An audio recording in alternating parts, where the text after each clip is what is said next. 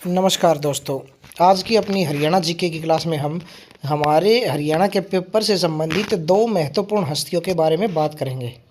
तो चलिए सबसे पहले बात करते हैं हादी ए हरियाणा हजरत शाह मोहम्मद रमज़ान शहीद महमी जी के बारे में। तो ये जो व्यक्ति थे इनको हादी ए हरियाणा की उपाधि प्रदान की गई थी और किस लिए प्रदान की गई थी, चलिए उसके बारे में भी बात करते हैं।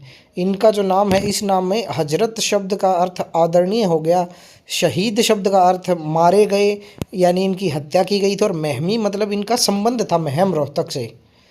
तो इनका जो जन्म है, इनका जो मूल नाम हुआ वो तो शाह मोहम्मद रमज़ान ही हुआ, परंतु अगर हमारे पेपर में इनके इस पूरे नाम से भी क्वेश्चन पूछ लिया जाए तो हमें पता होना चाहिए कि इनको हजरत शाह मोहम्मद रमज़ान शहीद महमी भी कहा जाता था और इनका जो मूल नाम था शाह मोहम्मद रमज़ान था।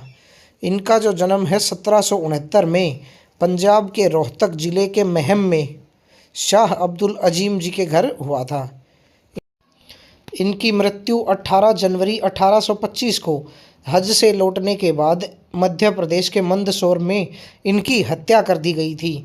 उसी हत्या के कारण सम्मान के तौर पर इनको शहीद महमी इनके नाम के साथ जोड़ दिया जाता है।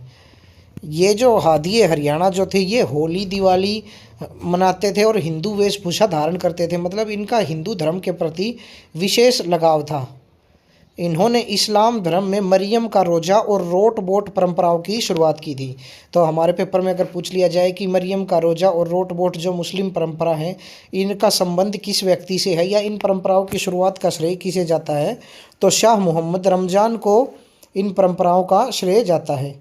ये एक बहुत अच्छे कवि भी थे और इन्होंने कुछ रचनाएं भी लिखी हैं जो हमारे पेपर में पूछी जा सकती हैं, जिनमें से महत्वपूर्ण है आखिर गुट, वसीहतनामा, रंगीली, अदब छोकरा, बोहरी बियाज।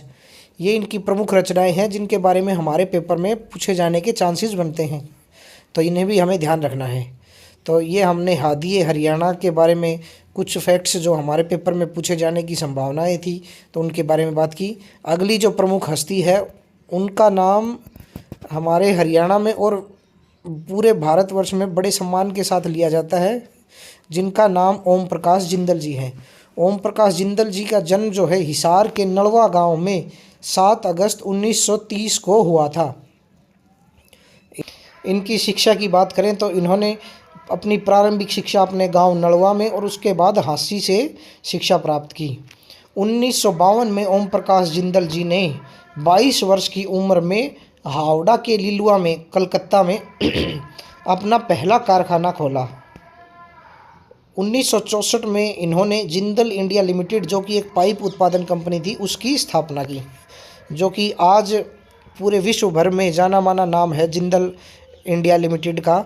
इन्होंने Jindal steel and power, JSW group और जिंदल स्टेनलेस लिमिटेड की स्थापना की। वह उसके संस्थापक अध्यक्ष भी बने। तो इन कंपनियों के संस्थापक अध्यक्ष के बारे में पूछा जाए तो ओम प्रकाश जिंदल जी हमारा आंसर रहेगा। स्टील इंडस्ट्री में इनके योगदान को देखते हुए 2004 में इन्हें Bengal chamber of commerce and industry द्वारा लाइफ टाइम अचीवमेंट अवार्ड दिया गया। तो हमें अपने पेपर के लिए ध्यान रखना है कि 2004 में इन्हें ये अवार्ड दिया गया था और Bengal chamber of commerce and industry के द्वारा प्रदान किया गया था। इनके परिवार के बारे में बात करें तो इनकी जो पत्नी थी, पहली पत्नी का नाम विद्या जिंदल था, जिनसे इनका विवाह 1946 में हुआ था और विद्या जिंदल की मृत्यु हुई थी 1964 में, जिस कारण इन्हें दूसरा विवाह करना पड़ा और उन्हीं की विद्या जिंदल की छोटी बहन सावित्री जिंदल से इन्होंने दूसरा विवाह 1966 में किया। इनकी संतान के बारे में बात करें तो 9 बच्चे ओम प्रकाश जिंदल जी के पास थे, तो जिनमें 4 पुत्र व 5 पुत्रियाँ। इनके 6 बच्चे इनकी प्रथम पत्नी विद्या जिंदल जी से थे और 3 बच्चे दूसरी पत्नी सावित्री जिंदल जी से हैं। ओम प्रकाश जिंदल जी ने प्रथम बार जो चुनाव है हरियाणा विकास पार्टी से हिसार से 1991 में जीता और विधायक चुने गए। तो 1991 में हरियाणा विकास पार्टी से और हिसार से इन्होंने विधायक के लिए इलेक्शन जीता। 1996 में ओम प्रकाश जिंदल जी कुरुक्षेत्र से कांग्रेस पार्टी से लोकसभा सांसद भी बने।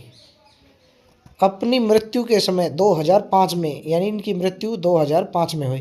अपनी मृत्यु के समय 2005 में ओम प्रकाश जिंदल जी हरियाणा सरकार में विद्युत मंत्री के पद पर कार्यरत थे। इनकी मृत्यु के बाद इनकी पत्नी सावित्री जिंदल ने हिसार सीट से जीत हासिल की और राजस्व एवं आपदा प्रबंधन राज्य मंत्री बनी। इनके बेटे नवीन जिंदल जी कुरुक्षेत्र लोकसभा सीट से चुनाव लड़ते हैं और 2004, 2009 व 2024 में 3 बार कुरुक्षेत्र सीट से लोकसभा सांसद चुने जा चुके हैं। ओम प्रकाश जिंदल जी की मृत्यु की बात करें तो 31 मार्च 2005 को हेलीकॉप्टर हादसे में सहारनपुर यूपी में इनकी मृत्यु हुई। उस समय हमारे पूर्व मुख्यमंत्री चौधरी बंसीलाल जी के पुत्र चौधरी सुरेंद्र सिंह जी भी इनके साथ हेलीकॉप्टर हादसे में ही मृत्यु को प्राप्त हुए थे। इनकी पुस्तक के बारे में बात करें तो इनकी बायोग्राफी, जिसका नाम the man who talked to machines the story of Om Prakash Jindal इनकी बायोग्राफी है, जिसके राइटर अनिल धारकर जी हैं। तो हमारे पेपर में इस बुक के बारे में पूछे जाने के पूरे चांसेस हैं, तो हमें इस बुक के राइटर का नाम ज़रूर ध्यान रखना है। और अगर the story of Om Prakash Jindal से पहले के शब्दों का यूज़ करके हमसे पुस्तक पूछी जाती है तो हमें ये भी ध्यान रखना है कि ये ओम प्रकाश जिंदल जी की बायोग्राफी है। हमारे हरियाणा में ओम प्रकाश जिंदल जी को कई उपनामों से जाना जाता है, जिनमें से प्रमुख हैं स्टील उद्योग के पुरोधा, steel king, steel man of Haryana, औद्योगिक विकास के अग्रदूत और भारत के स्वनिर्मित उद्योगपति। तो स्टील से संबंधित इतनी उपाधियों के कारण हम जान सकते हैं कि स्टील के क्षेत्र में ओम प्रकाश जिंदल जी का कार्य बड़ा ही सराहनीय रहा है। इन्होंने अपनी जो कंपनियां हैं उनको अपने जीते जी ही अपने बच्चों में बहुत अच्छे तरीके से बांट दिया था। तो JSW जो ग्रुप है उन्होंने अपने बेटे सज्जन जिंदल जी को दिया, जिन्होंने MG मोटर्स के साथ मिलकर वर्तमान में इलेक्ट्रिक व्हीकल का एक संयुक्त उद्यम भी स्थापित किया हुआ है। जिंदल स्टील एंड पावर जो है अपने बेटे नवीन जिंदल को दिया, जिनकी Jindal shaded iron and steel company Oman में भी स्थित है। जिंदल स्टेनलेस जो कंपनी है वो अपने बेटे रतन जिंदल को, और जिंदल सा फैक्ट्री जो हैं उनको पृथ्वीराज जिंदल को। सा मीन्स सबमर्ज्ड आर्क वेल्डेड।